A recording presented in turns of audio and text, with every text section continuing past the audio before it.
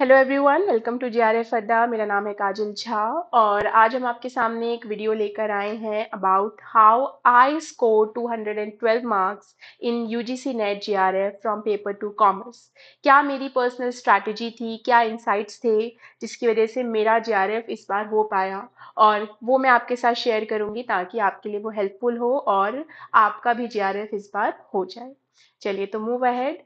क्या चीज़ है जो मोटिवेट करती है, ये बहुत इंपॉर्टेंट है। अगर आपके पास मोटिवेशन नहीं है, ड्राइविंग फोर्स नहीं है, तो आप इस प्रिपरेशन को ज़्यादा लंबे समय तक नहीं खींच पाएंगे। ये या कोई भी एग्ज़ाम, मोटिवेशन क्या है वो एग्ज़ाम देने का। जैसे मेरे लिए मोटिवेशन था कि मुझे अपनी फील्ड में, कॉमर्स में और एक्सपर्टीज हासिल करनी थी, पीएचडी करना है। पीएचडी करने के लिए मुझे जीआरएफ क्वालिफाई करना था सो दैट मैं एक स्कॉलरशिप बैक कर सकूं, और with the help of that scholarship मैं अपना पीएचडी परस्यू कर सकूं। तो ये इम्पॉर्टेंट था। और इसके साथ साथ जो ड्राइविंग फोर्स थी वो थी कि मैं पढ़ाना चाहती थी as an assistant professor, professor या एसोसिएट प्रोफेसर, जिसके लिए पहला स्टेप था यूजीसी नेट जेआरएफ क्लियर करना। तो ये वो फैक्टर्स थे, जिन्होंने वो मोटिवेटर्स थे जिन्होंने मुझे मोटिवेट किया। तो सबसे पहले तो आपको देखना है कि कौन से फैक्टर्स हैं जो आपको मोटिवेट कर रहे हैं, जिसकी वजह से आप इस एग्ज़ाम में पूरी तैयारी कर सकते हैं, जी जान लगा के इसके ऊपर मेहनत कर सकते हैं। तो मोटिवेशन होना बहुत इम्पॉर्टेंट है। फिर मेरे जो एग्ज़ाम्स में जो मेरा इस अटेम्प्ट में जो स्कोर था वो 212 का था, ठीक है, जिसमें अप्रॉक्स परसेंटाइल बनी थी 99.83। तो मेरे पेपर वन में मैंने 33 क्वेश्चंस थे आउट ऑफ 50 जो मैंने करेक्ट किए थे, और पेपर टू में मेरे 73 क्वेश्चंस थे जो मेरे करेक्ट हुए थे। तो यहाँ से एक चीज़ जो मैं समझ पाई कि लास्ट मेरे जितने भी साइकिल थे उसमें भी मेरा पेपर वन का स्कोर जो था वो हमेशा इतना ही रहता था, 35, 33, 34, इसी हिसाब से रहता था। हमेशा जो मैं लैग कर रही थी वो पेपर टू में लैग कर रही थी, जहाँ मेरा कभी भी स्कोर 60 से ऊपर नहीं जा पा रहा था, जिसकी वजह से मैं जीआरएफ या नेट भी क्लियर नहीं कर पा रही थी। तो इस बार मैंने पेपर टू पे ज़्यादा मेहनत की, और इसलिए मेरे इतने सारे क्वेश्चन आउट ऑफ 173 क्वेश्चंस मेरे इस बार इस एग्जाम में करेक्ट थे। तो ये मेरा पेपर वन पेपर टू का ब्रेकअप था कि पेपर वन में मेरे कितने क्वेश्चंस ठीक थे एंड पेपर टू में कितने क्वेश्चंस ठीक थे। और इस बार की जो ज़्यादा एक्स्ट्रा मेहनत थी वो मैंने पेपर टू पे की थी, जिसका रिजल्ट मुझे जेआरएफ एंड नेट की फॉर्म में देखने को मिला। चलिए, अब सबसे पहले तो सिलेबस बहुत इंपॉर्टेंट है अंडरस्टैंड करना कि सिलेबस क्या है, कितना पढ़ना है, क्या नहीं पढ़ना है। 10 यूनिट्स है आपके पास, आपको 10 यूनिट्स में इंटरनली बहुत सारे टॉपिक्स बाइफिकेट कर रखे हैं, बहुत सारा सिलेबस है। आपको सबसे पहले काम करना है, वेबसाइट से आप सिलेबस डाउनलोड कीजिए। एक दिन पूरा लगाकर आप सिलेबस को ध्यान से देखिए। देखिए उसमें ऐसी क्या चीज़ें हैं जो आपके लिए नई हैं, देखिए कौन सी चीज़ें हैं जो आप ऑलरेडी पढ़ के आए हैं, क्योंकि पढ़ा तो आपने सब कुछ है लेकिन रेगुलरिटी में आप किस चीज़ के साथ थे। तो वो करते हुए आपको एटलीस्ट सबसे पहले सिलेबस को अंडरस्टैंड करना बहुत इंपॉर्टेंट होता है। बिना सिलेबस अंडरस्टैंड किए आप एग्जाम को क्रैक नहीं कर सकते। उसके बाद रिसोर्सेज मैंने क्या क्या यूज़ किए थे, सबसे पहले तो क्योंकि मैं एग्जाम देने बैठी थी तो मेरा ग्रेजुएशन एंड मास्टर्स कंप्लीट था, तो मेरी जो बुक्स ग्रेजुएशन की थी, जो मास्टर्स की थी, जो नोट्स मैंने अपने ग्रेजुएशन और मास्टर्स में बनाए थे, मैंने उन्हीं को यूज़ किया। इसके साथ साथ यूट्यूब पे और पेड बैचेस में बहुत सारा कंटेंट मिला तो ऑनलाइन प्लेटफॉर्म्स का इस्तेमाल किया, और मैंने बहुत सारे मॉक टेस्ट एंड पीवाईक्यूज लगाए, पेड भी अनपेड भी। तो ये रिसोर्सेज थे जो मैंने यूज़ किए थे। मैंने अलग से कोई बुक रेफर नहीं की, मैंने अपनी बुक्स ही यूज़ की। हाँ, मैंने यूट्यूब पे बहुत सारी क्लासेस ली, ऐप पे बहुत सारी क्लासेस ली, मॉक टेस्ट बहुत सारे लगाए, जिनका मुझे बेनिफिट देखने को मिला। टाइम मैनेजमेंट भी बहुत इंपॉर्टेंट है, क्योंकि आप जब कॉन्सेप्ट पढ़ रहे हैं, जब घर पे या अपनी क्लासेस में, लाइब्रेरी में बैठ के मॉक टेस्ट लगाते हैं, तब जो प्रेशर है और एग्जाम हॉल में जो प्रेशर होता है, दोनों में बहुत फर्क होता है। तो एग्जामिनेशन हॉल में आपके पास 3 घंटे हैं और करने के लिए 150 क्वेश्चन है, पेपर वन पेपर टू मिला के। तो आपको किस तरीके से अपना टाइम मैनेज किया जाना चाहिए, कहाँ कितना टाइम देना है, कहाँ आपको आगे बढ़ जाना है, स्किप करना है, ये आपको करना बहुत इम्पोर्टेंट है। प्लस जब आप प्रिपरेशन फेज में हैं तब भी आपको टाइम मैनेजमेंट का ध्यान रखना चाहिए कि सबसे पहले तो आप एक शेड्यूल बनाइए कि वीकली इस वीक का मेरा क्या टारगेट है, इस वीक में मुझे कौन से टॉपिक करने हैं या डेली मुझे कौन से टॉपिक करने हैं और आप कितने घंटे जो है डिवोट करने के लिए रेडी हैं। आप एक टारगेट सेट कीजिए, अगर आप वर्किंग है या नॉन वर्किंग है उस हिसाब से आप टारगेट सेट कीजिए कि पर डे में कितने घंटे हैं जो पढ़ सकती हूँ या सकता हूँ। उस हिसाब से आप शेड्यूल अपना प्रिपेयर कीजिए जितने घंटे आप डेली पढ़ सकते हैं। अमूमन आपको कम से कम अपने 4 to 5 आवर्स तो इसके लिए निकालने ही चाहिए। ठीक है, 4 to 5 आवर्स अगर आप डेडिकेशन के साथ पढ़ेंगे तो यही बहुत होते हैं। ठीक है, बैलेंस करके चलना है आपको paper one and paper two. ऐसा नहीं कि आप सिर्फ पेपर वन पे ध्यान दे रहे हैं या फिर सिर्फ पेपर टू पे ही ध्यान दे रहे हैं। बहुत स्टूडेंट ये भी गलती करते हैं कि उन्हें लगता है कि पेपर टू पे ही ज़्यादा ध्यान देते हैं, पेपर वन में तुक्के से ही कहीं सही 10-15 क्वेश्चन तो ठीक हो ही जाएंगे। ये बिल्कुल नहीं करना है, आपको paper one paper two balance करके चलना है। आप जब शेड्यूल बनाएंगे तो आप उसमें देखिए कि आप डेली पेपर वन के कितने टॉपिक्स टारगेट कर रहे हैं, डेली पेपर टू के कितने टारगेट्स कर रहे हैं क्वेश्चंस या टॉपिक्स। और मॉक टेस्ट और पीवाईक्यू जब आप लगाते हैं तो पेपर वन का डेली आप लगा सकते हैं, पेपर टू का एक दिन छोड़ के लगा सकते हैं क्योंकि एनालिसिस के लिए भी आपको टाइम चाहिए। तो बैलेंस करके चलना है आपको paper one and paper two दोनों को। फिर आता है नोट मेकिंग स्ट्रैटेजी। अगर आपके पास नोट्स प्रिपेयर्ड नहीं है, जैसे मेरे पास मेरे नोट्स प्रिपेयर्ड थे बट मैंने लाइव क्लासेस और यूट्यूब या बैचेस की जो पेड बैचेस की क्लास थी वो लगाकर भी नोट्स बनाए थे। अब नोट्स आपको कैसे बनाने हैं? नोट्स मैं नहीं कहूँगी आपको कि आप किसी और का template as it is follow करें क्योंकि नोट मेकिंग एक बहुत सब्जेक्टिव टॉपिक है। जैसे नोट्स मैं बनाती हूँ अगर आपको लगता है कि वैसे ही नोट्स आप भी बना लेंगे तो काम चल जाएगा, ऐसे नहीं होता है। आपको सब्जेक्टिव तरीके से यानी कि आपके लिए कौन सी चीज़ वर्क करती है, कौन सा लैंग्वेज वर्क करता है, क्या आपके शॉर्ट टर्म्स आप यूज़ करके अपने नोट्स बना सकते हो, किस तरीके से क्या हाईलाइट आपको करना चाहिए। ये सब्जेक्टिव टॉपिक है नोट मेकिंग करना। तो आप नोट मेकिंग अपने हिसाब से देखिए, बिल्कुल आप वीडियोस रेफर कीजिए नोट मेकिंग के ऊपर, लेकिन फिर भी एनालाइज करके आप देखिए कि जब आपको नोट्स बनाने हैं तो ऐसे कौन से टॉपिक्स हैं जिनको आपको हाईलाइट करने की ज़रूरत है और कौन से टॉपिक हैं जिन्हें आप सिर्फ मेमोरी में ही रख सकते हैं, जिनके लिए आपको नोट बनाने की ज़रूरत नहीं पड़ेगी। तो ये बहुत इंपॉर्टेंट है कि आप छोटे छोटे नोट्स बनाओ, वन वन पेज की समरी लिखो या उससे भी कोशिश करो छोटा लिखने की। हाईलाइट करो जो फॉर्मूलाज होते हैं, जो फैक्ट्स होते हैं, जो डायरेक्टली पूछे जाते हैं।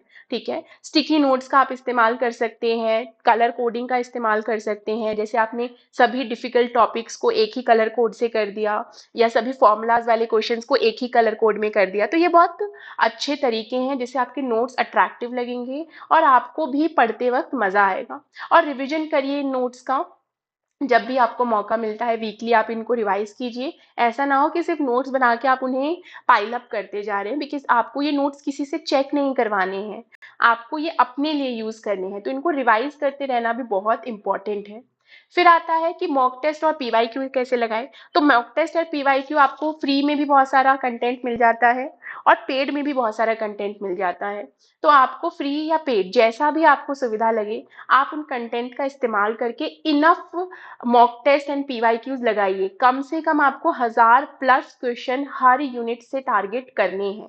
अगर हम पेपर टू की बात करें तो अगर आप इतने क्वेश्चन कर लेंगे तो multiple types of question, multiple number of questions, अलग अलग टॉपिक्स, जो कुछ रैंडम टॉपिक्स भी कभी कभी पूछ लिए जाते हैं वो भी आप कर पाएंगे। तो mock test and PYQ daily आपको लगाना है। आप कोशिश कीजिए कि पेपर वन का आप डेली एक लगाएं, मतलब पर डे आप 1 घंटा लगा के एक पेपर सेट करें पेपर वन का।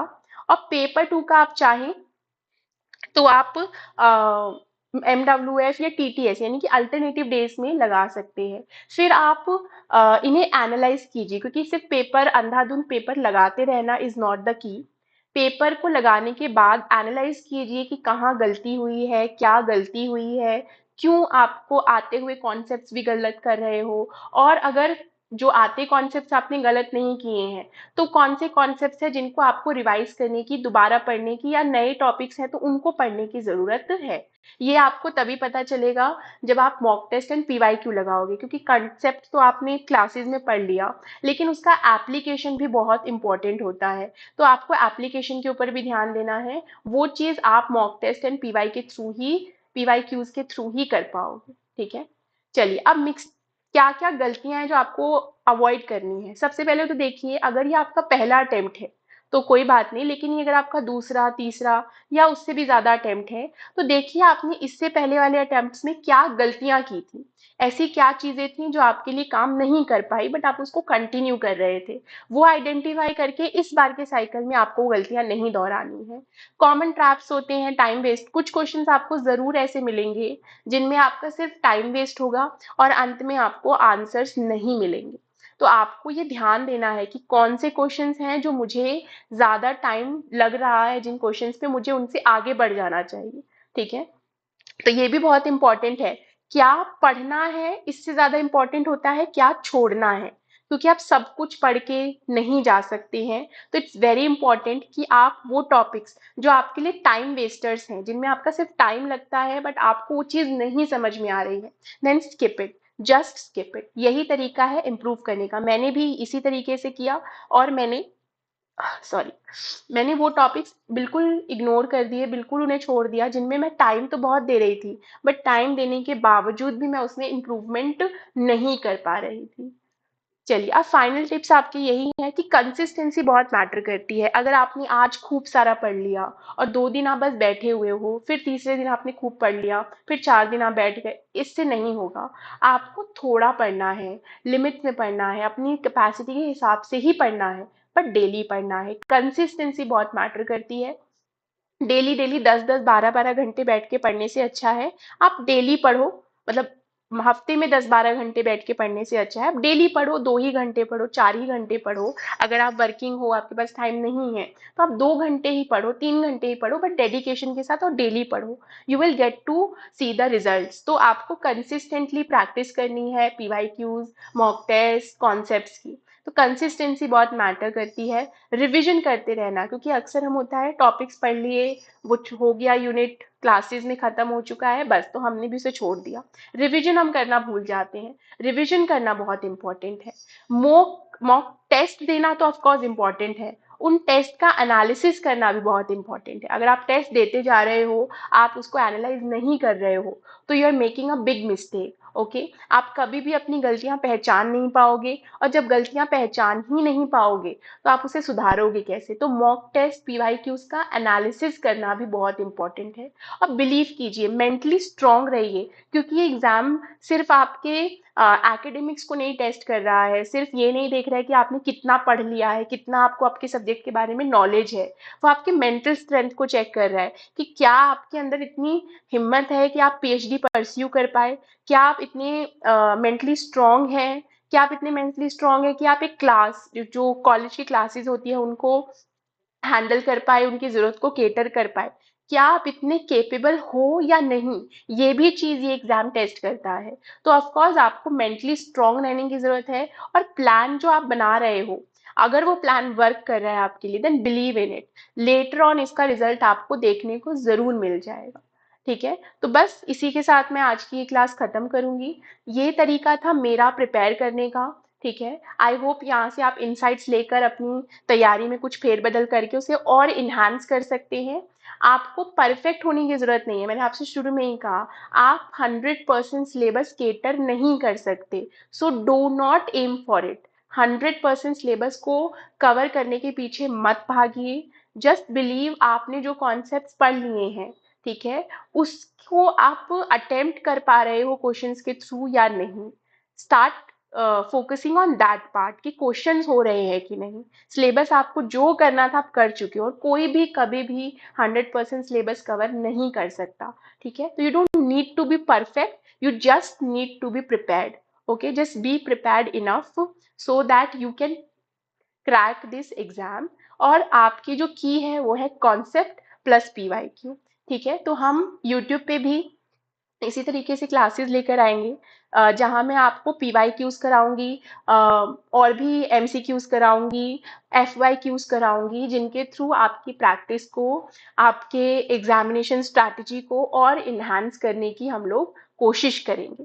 ठीक है, तो आई होप आप इसके साथ कनेक्टेड रहेंगे, and we will soon meet in the next session with a PYQ, and we will most probably start with international business and business environment। वहीं से हम PYQs करना और FYQs करना शुरू करेंगे, और कॉन्सेप्ट्स को भी, जो नए कॉन्सेप्ट्स पूछे जाते हैं उनको भी साथ के साथ कवर करना शुरू करेंगे। ठीक है, तो जस्ट बी प्रिपेयर्ड, आप अपनी प्रिपरेशन को चालू रखिए, PYQs लगाइए, जो कॉन्सेप्ट्स छूट रहे हैं छोटे छोटे उनको एक बार करते रहिए, रिविजन करते रहिए, and you will definitely going to see result in the form of GRF।